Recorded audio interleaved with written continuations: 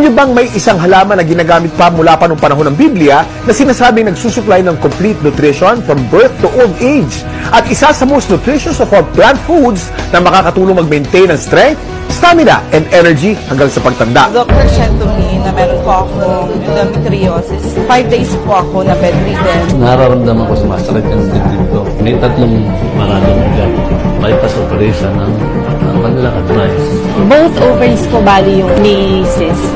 3 weeks na nag-bleed. As in talaga, buhos talaga yun. Dinadialysis ako 45 days yun. Kasi ito, dalawang karayong lagi nakasaksak yan sa gano'n. Isang linggo, 3 beses. Lahat na ng klaseng gamot.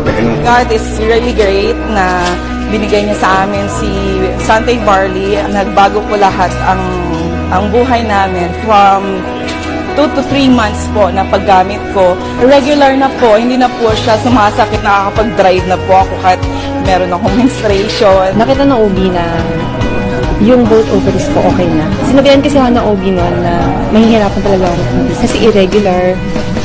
Tapos, ngayon, bali wala akong trabaho kasi buntis na niya. 10 weeks, almost 10 weeks.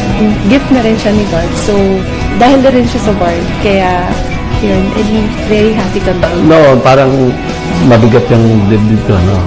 First month na pag-take ko niyan, may pagbabago. Lumuwag yung dibdib ko, hindi na masyado sumasakit. Sa ngayon, nung makainom ako ng barley, after 2 weeks, nagkaroon ako ng improvement sa sarili ko. Kaya ngayon, iba ang pakiramdam ko, hindi kaya dati, na nung araw, ako laging lulugulog. Gulay na ako. Ngayon, nasigla katawan ko. Yung barley kasi talaga makakatulong talaga siya sa kahit anong diseases. Pero hindi kasi siya ganun kabilis maaagapan kung hindi sila maniniwala. So first of all, they have to believe na dun sa product. Kasi totoo talaga siya. Ang bilis ng progress. Hirap kasi magkasakit sa panahon ngayon, lalo na ang hirap ng buhay. Nagkaroon na kasi ako ng ulcer. Unang-una, hindi ako nagdudumi. Every 3 days ang dumi ko. Hindi normal yun eh. Inaatake pa ako ng ulcer kasi mahapdi yun sa sikmura. Nag-try ako 1 week ang tinake ko juice, pure barley juice.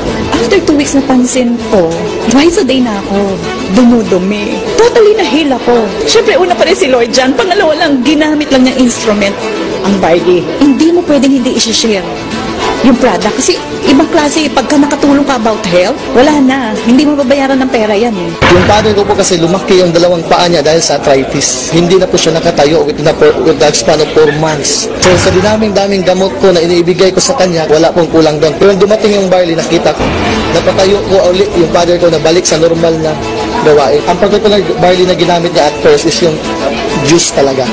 Yung powder form na barley. Kung hindi ko lubos maisip, paano siya napatayo ng barley, it's just a matter of 2 days.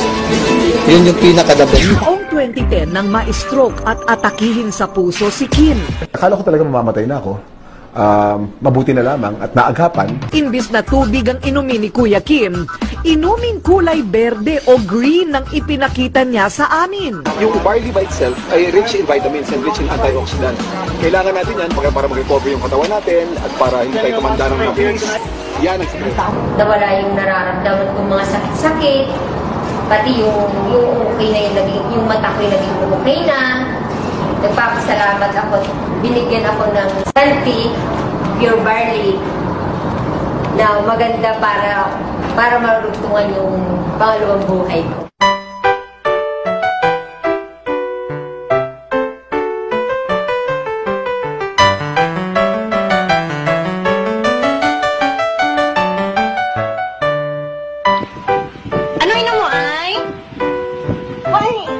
Barley? Itong barley, actually, pwedeng inumin ng kahit sinong tao.